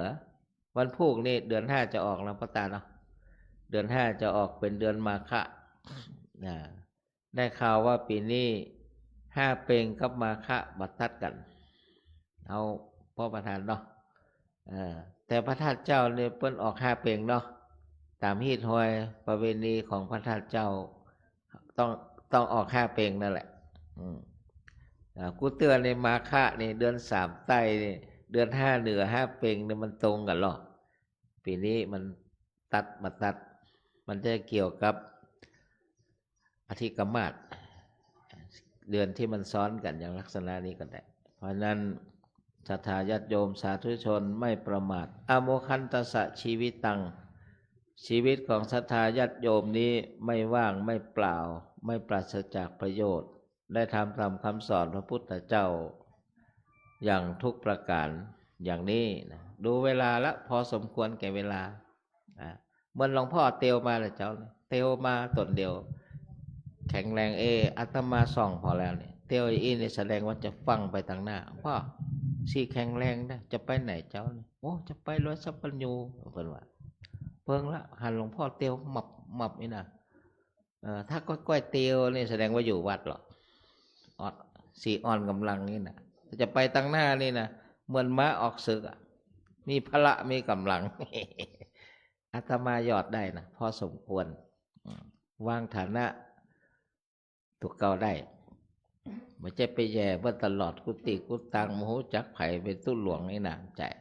เป็นบางครั้งบางคราวรับเวลาบ่ายโมง13 นาฬิกาเพื่อจะมาลงโบสถ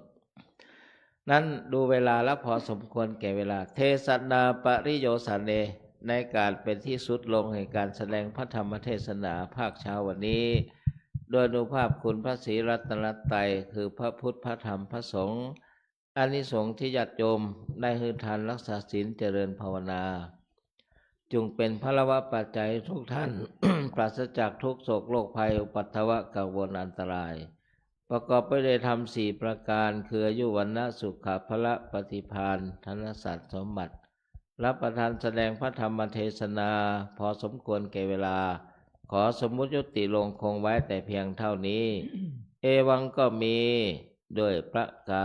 ศนีอันธรรมยังสาธุกลังกะโลมาเซสาธุสาธุสาธุ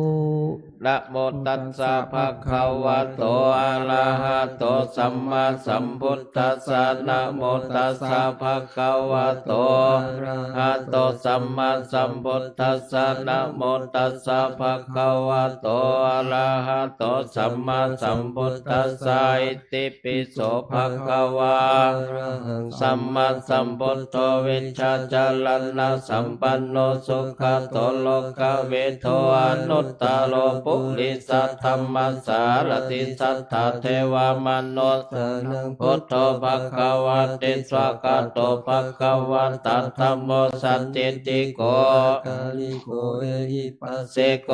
ปัญญิโกปัจจตังเวทิตาโพเวนโยเอติสุปฏิปันโนภควโตสาวกสังโฆโชปันโนภควโตสาวกสังโฆยายะปฏิปัน โนภะคะวะโตสาวกสังโฆสามิจิปฏิปันโนภะคะวะโตสาวกสังโฆยัตติทันจัตตาเลปุริสโยคาเนอัตถปุริสปุคคาลาเอสะภะคะวะโตสาวกสังโฆอาหุนายโยปาหุนายโยทักขินายโยอัญชลีนิโยอนุตตรังปุญญเขตังโลกัสสาติมหากรุณิโกนาโทอิตายัสสะปะปันเนนังโกเรนตปัลลมีสัมปเตมตตมังเอเตนะสัจจวัจเจนะโอนโตเตชยมังคลาชยันโตปติยามุเลสักกายานังติวัตโนเววังตาวังวิชโยหิชยสุชยมังคเลอปาลาชิตาปัลลังเกสิเสปัทาเวปุคเล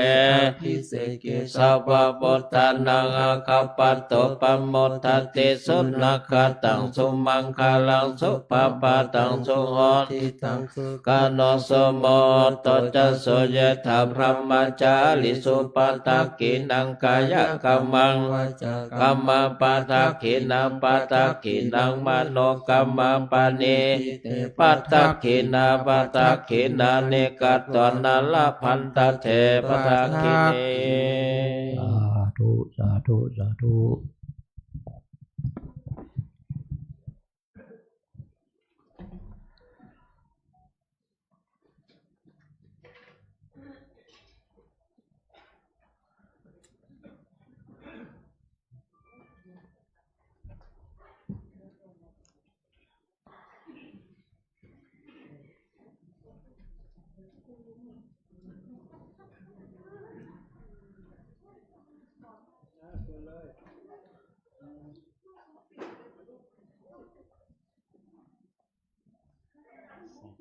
ไม่ตาย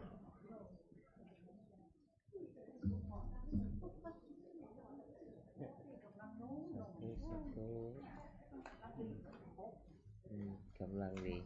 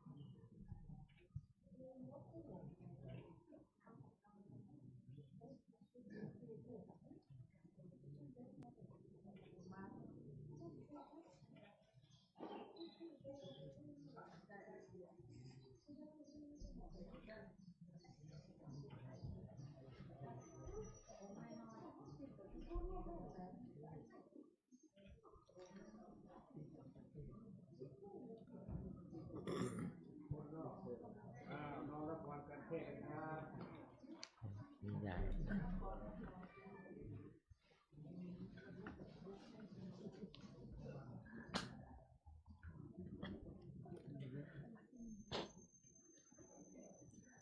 พ่อยายไปทางปุ่นละไปทางขวามือละปูจาถวายบูชาพระคุณหลวงปู่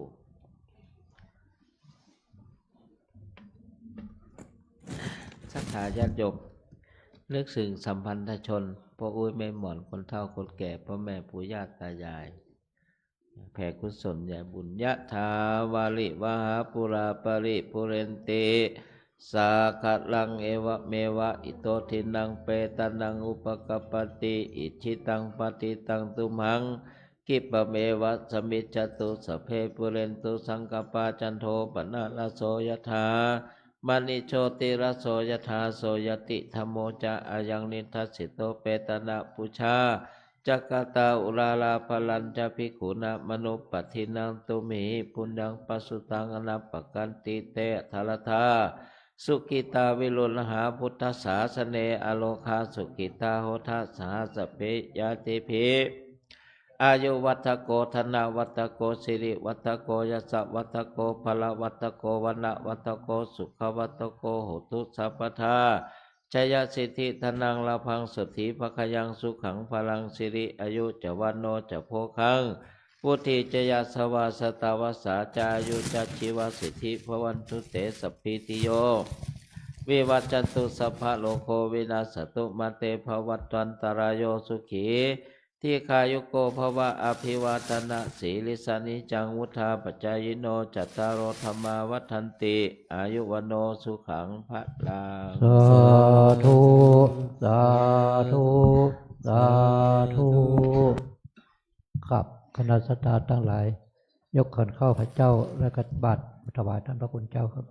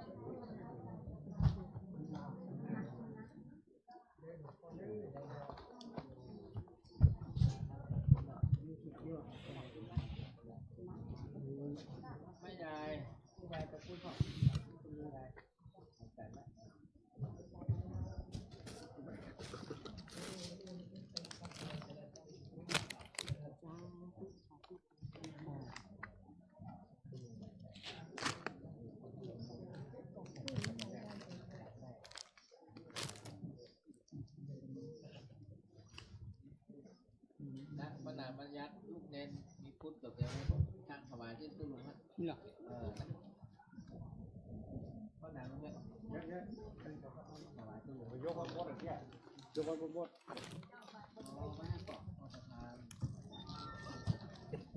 การโยกของบดไม่ได้ใส่บัตร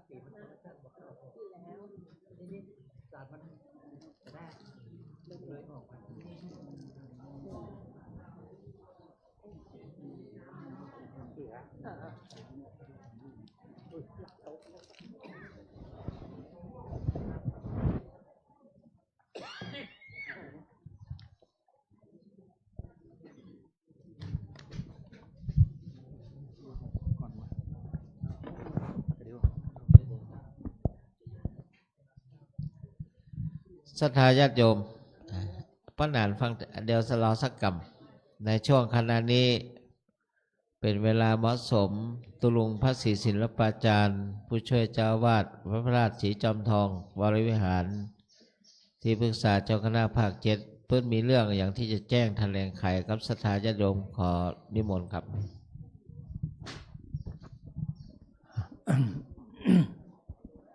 ไหว้ความเคารพพระเดชพระคุณหลวงปู่พระพรหมมงคลไหว้ความเคารพท่านเจ้าคุณเจ้าอาวาสหลวงพ่อสุวรรณเมธีเจ้าอาวาส แล้วเจ้าคุณอมรเวทีนะขอถวายความเคารพพระเถระทุกรูป แล้วก็ขอเจริญพรพระภิกษุสามเณรแม่ชีโยคีและคณะศรัทธาทั้งหลายอาตมาจะมาขอบคุณคณะศรัทธาที่ไปร่วมในงาน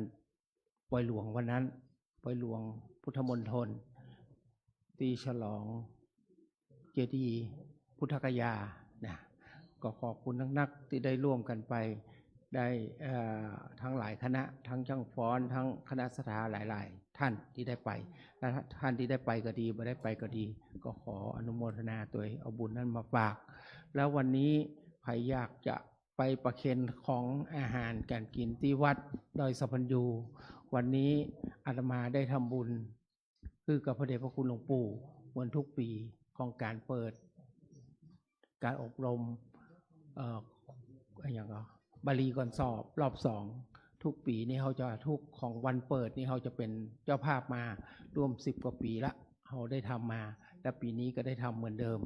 นะเมื่อตะวันซืนนี่อาตมาก็คือพระครูประหลัดยุวรัตน์เอาปัจจัยไปร่วมทำบุญเขาเป็นเจ้าภาพในนามศิษย์หลวงปู่ทั้งหมดอาตมาก็รับไว้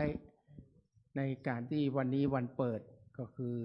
วันเปิดนี่เราร่วมบุญเปิดไป50,000นะแล้วก็ต่อมาก็วันละตะไดโบโหอาตมาก็เลยถวายทั้งหมด150,000 บาทในนามของคณะศิษย์หลวงปู่นะได้ร่วมกันศรัทธาทุกคนก็เหมือนได้ไปเป็นเจ้าภาพด้วยกันแต่อาตมาจะบอกตามตรงว่าอาตมาบ่ไปเนอะวันนี้บ่ไปได้มอบหมายให้คนอื่นไปใครอยากจะไปก็ไปได้เนาะเพราะว่าวันนี้เมื่อวันเจ้าตอนบ่ายวันนี้เขาต้องขึ้นอุโบสถเจ้าบ่ายโมงแล้วบ่าย2ก็ต้องมีสวดทื่อพระเดชพระคุณหลวงปู่นะสวดพิธรรมทุกวันอาทิตย์ประจำแล้วก็หลังจากนั้นอาตมามีหมอนัดทำฟันอาตมาไปทำฟันตอนบ่ายหลังบ่ายออกจากนี้บ่าย4 โมงนะก็เอาไปหาหมอ4 โมงก็คิดว่าก็คงมันแน่จะไปที่วัดดอยสัพพัญญูก็เลยว่าอยู่ที่นี่ตัวครับศรัทธาเขาดีกว่านะก็เลยว่าขอว่าถ้าวันนี้ภัยพร้อมมีความสะดวกสบายมีความสะดวกก็เดินทางไปได้เลยวัดดอยสัพพัญญูวันนี้จะมีการเปิดอบรมบาลีก่อนสอบรอบ2นะขอเจริญพรแจ้งให้ญาติโยมทราบโดยทั่วกันขอเจริญพรญาติโยมสาธุพร้อมกันเนอะเราได้บุญพร้อมกันสาธุ สาธุ สาธุป้อนนันจะได้กล่าวคำถวายต่อไปก็จะกล่าวคำถวายถ้าพร้อมเท่ากันครับนะโมตัสสะภะคะวะโตอะระหะโตสัมมาสัมพุทธัสสะนะโมตัสสะภะคะวะโตอะโตสัมมาสัมพุทธัสสะนะโมตัสสะภะคะวะโตละหะโตสัมมาสัมพุทธัสสะว่าพร้อมเรียกกันครับเยมานิมายังพันเตภัตตานิสัปปาลิวาลานิภิกขุสังฆสะโอโนชยามะ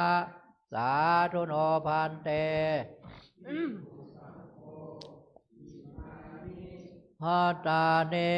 สัปปาลิวาลานิปฏิคันหาตุอัมหากังเอคาลตังหิตายะสุขายะข้าแต่พระสงฆ์ผู้เจริญข้าพระเจ้าทั้งหลายขอน้อมถวายภัตตาหารพร้อมทั้งบริวารเหล่านี้แด่พระภิกษุสงฆ์ขอพระภิกษุสงฆ์จงรับภัตตาหารพร้อมทั้งบริวารทั้งหลายเหล่านี้ของข้าพระเจ้าทั้งหลายเพื่อประโยชน์และความสุขความเจริญแก่ข้าพระเจ้าทั้งหลายตลอดกาลนานเทินสาธุขอนิมนต์ท่านอปโลกนกรรมยักเขพันเตสังโฆชานาตุขอพระสงฆ์ทั้งปวงจงฟังคำข้าพเจ้า บัดนี้ทายกทายิกาผู้มีจิตศรัทธาได้น้อมนำมาซึ่งภัตตาหารมาถวายเป็นสังฆทาน แก่พระภิกษุสงฆ์อันว่าสังฆทานนี้ย่อมมีอานิสงส์อันยิ่งใหญ่ สมเด็จพระพุทธองค์จะได้จำเพาะเจาะจงว่า เป็นของภิกษุรูปหนึ่งรูปใดก็หาไม่ได้ เพราะเป็นของได้แก่สงฆ์ทั่วทั้งสังฆมณฑลพระพุทธองค์ตรัสว่าให้แจกกันตามบรรดาที่มาถึงฉะนั้นบัดนี้ข้าพเจ้าจะสมมุติตนเป็นผู้แจกของสงฆ์พระสงฆ์ทั้งปวงจะเห็นสมควรหรือไม่ ถ้าเห็นว่าไม่เป็นการสมควรแล้วไซร้ขอจงได้ทักท้วงขึ้นในท่ามกลางสงฆ์อย่าได้เกรงใจ ถ้าเห็นว่าเป็นการสมควรแล้วก็จงเป็นผู้นิ่งอยู่ บัดนี้พระสงฆ์ทั้งปวงนิ่งอยู่ข้าพเจ้าจึงรู้ได้ว่าเป็นการสมควรแล้ว จะได้ทำการแจกของสงฆ์ต่อไปณกาลบัดนี้นะโมตัสสะภะคะวะโตอะระหะโตสัมมาสัมพุทธัสสะนะโมตัสสะภะคะวะโตอะระหะโตสัมมาสัมพุทธัสสะนะโมตัสสะภะคะวะโตอะระหะโตสัมมาสัมพุทธัสสะอายังปัตมะภาโคมหาธิรัสสะปาปุนันติ ส่วนที่หนึ่งย่อมถึงแก่พระเถระผู้ใหญ่ผู้อยู่เหนือข้าพเจ้าอวเสสาภาคาอัมหากังปาปุนันติส่วนที่เหลือจากพระเถระผู้ใหญ่ย่อมถึงแก่ข้าพเจ้าทั้งหลายคือพระอนุทัตเถระรองลงมาจนถึงพระนวาการูปสุดท้ายส่วนที่เหลือจากนี้ย่อมถึงแก่สามเณรชีพราหมณ์โยคีนักปฏิบัติธรรมทุกท่านจงได้มีส่วนจงบริโภคตามความสุขความสบายเถิด สาธุ สังโฆรุจติสังโฆรุจติสังโฆรุจติ ก่อนที่พระเจ้าพระสงฆ์จะให้พรนี้ตุลุงที่ปรึกษาเจ้าหน้าภาค7ขอโอกาสทักทายเพราะว่าได้ยินว่าวันที่22เลยเปิ้ลจะไปร่วมบำเพ็ญกุศลเจ้าวาดอดีตเจ้าวาดพระพุทธบาทปักตากผ้าอำเภอปะซางจังหวัดลำพูนรองเจ้าคณะจังหวัดอดีตรองขอนิมนต์ตุลุงครับ เหมือนท่านเจ้าคุณอู้ตะกี้นะวันที่22วันที่22เดือนมกราเนี่ยอันนี้เดือนมกราเนาะที่22เขาจะไปเป็นเจ้าภาพในการสวดพิธรรมคือกับอดีตเจ้าวาดวัดพระพุทธบาทตักผ้าในการนี้ท่านได้ขอพระไตรมาจำนวน100ไตร100ไตรนี้อาตมาก็ได้เจ้าภาพแล้วคือแม่ชีพัทราไม่ชีพัฒนาได้ภาวนาได้รับไว้ว่าจะเป็นเจ้าภาพในการทำบุญในครั้งนี้คือได้นำผ้าไตรจำนวน100ไตรไปถวายโดยการเป็นปัจจัยอันมาก็ได้เตรียมได้มอบหมายไปพร้อมกับการเป็นเจ้าภาพในคืนนั้นในนามของวัดพระธาตุสีจอมตองเราจะไปเป็นเจ้าภาพเพราะมันเป็นวัดพี่วัดน้องกันก็คือวัดพระพุทธบาทตักผ้าสมัยก่อนพระเดชพระคุณหลวงปู่เพิ่นก็ได้ไปเป็นประจำนะเราจะลืมกันมาได้เพราะว่ามันเป็นวัดครูบาอาจารย์ของหลวงปู่คือวัดของพ่อหลวงปู่สุพรหมยานเถระหลวงปู่ครูบาพรหมมานะอาตมาขอประกาศเชิญชวนญาติโยมตั้งแต่วันนี้เลยถ้าใครพร้อมที่จะไปกันรถจะออกจากวัดนี้ก็ประมาณ6 โมงน่าจะเริ่มออกเพราะว่าพิธีของเปิ้ลมีในเวลาทุ่มนะก็เลยว่าเปิ้ลจะพระราชทานเพลิงศพในวันที่25นี้นะก็ขอเชิญชวนญาติโยมทั้งหลายไปพร้อมเพียงกันนะไปถวายพระไตรไปถวายจตุปัจจัยในการร่วมบุญในครั้งนี้ตัวขอเจริญพรวันที่22นี่จะถึงนี่นะสถานนะปาซางนี่นะเตรียมหยาดน้ำยะถาวาลิวหาปุราปริปุเรนติสาคารังเอวเมวะอิโตทินังเปตานังอุปกปติอิชิตังปฏิตังตุมหังคิปเมวะสมิจตุสัพเพปุเรนตุสังกปาจันโทปนาลโสยถามณิโชติรโสยถาสัพพิติโย โยเววัชชันตุสัพพะโรโควินาศตุมาเตภวัตวันตรายโยสุขี เทคายโกภวสัพพิติโยเววัชชันตุสัพพะโร โควินาสตุมาภวัตวันตรายโยสุเขทิคายุโกภวัสสัพพิติโยวิวัจจันตุสัพพะโรโควินาสตุมาเตภวัตวันตรายโยสุเขทิคายุโกภวะปิวัตนาเสเลสเนจังวุฒาปัจจายิโนจัตตารธรรมาวันทันติอายุวันโนสุขังภาลารัตนาตยานุภาเวนรัตนาตยเตชัสสะทุกขโรกัพยาเวราโสกาสัตตุจุปัฏฐวะอเนกาอันตรายาปิเวนัสสันตุอาเสสัตโตชยเสติทานังพันโสเทปะขยังสุขาพลังสิริอายุจวันโนจะโพคังมุตเตจยัสสวัสสัตวัสสะจะอายุจะเจ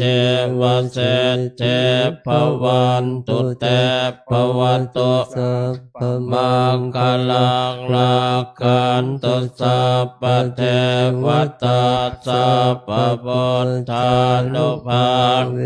นัสตาโสติภวันตุเต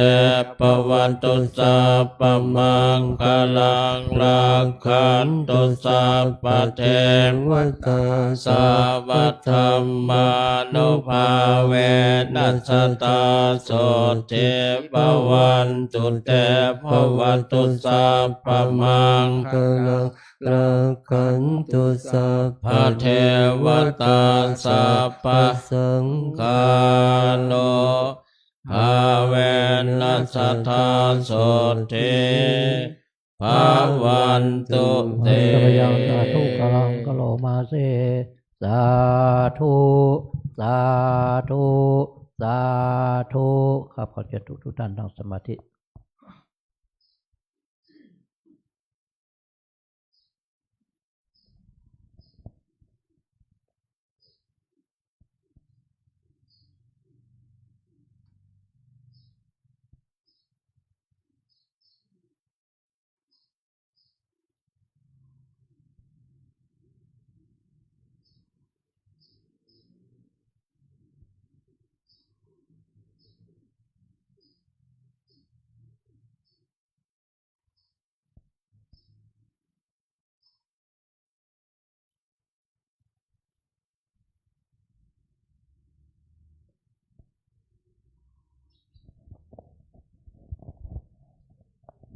ครับ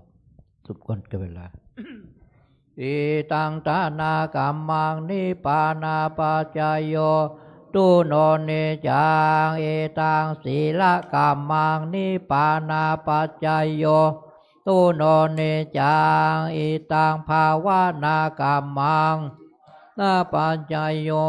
ตุโนเนจังยังกินเจโกชาลังกัมมังสาเปกะเต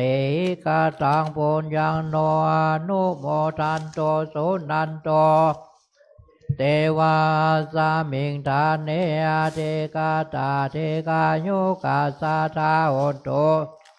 สัตตานังสุเขอัตตานังปาลิหาลันโตมาตาปิตาสุเกตาหน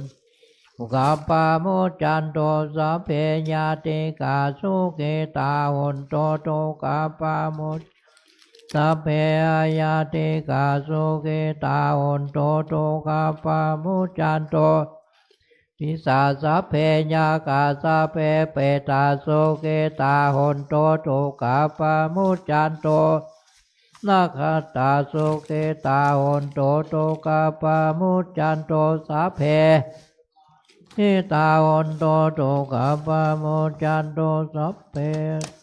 ติโยปัจจายาสุขิตาหุนโตทุกขปามุจจันโตสัพพะตินัสสามิจันตุโกวันตาเมพุทธาสัพพะเมโตสังฆามาตาเมวันเตธัมมังสัพพะเมโตสังฆามาตาเมวันเตวันตาเมสังฆัง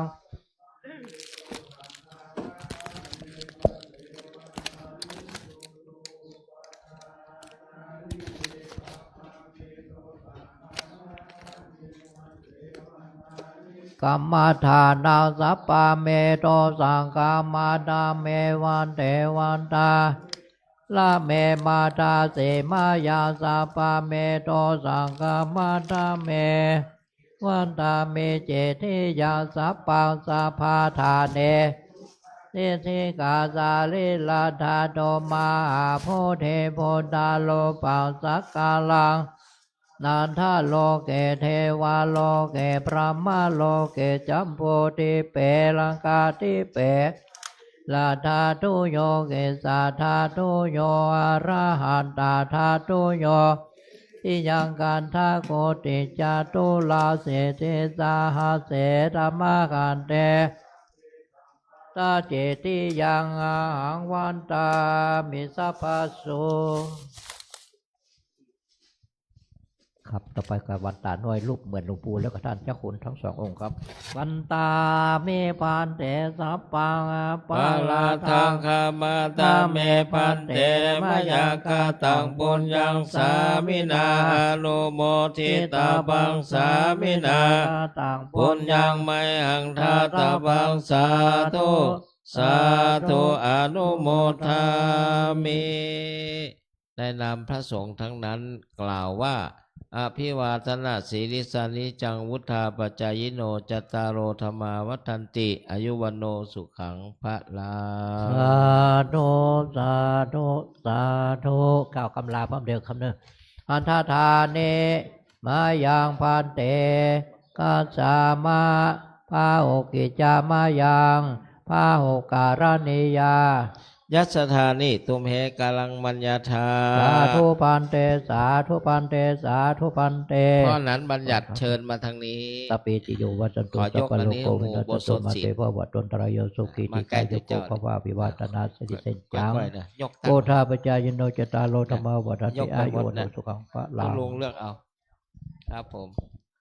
แล้วให้ตุลุงเพิ่นเลือกเสร็จแล้วก็ยกไปเอากล้วยให้ตุลุง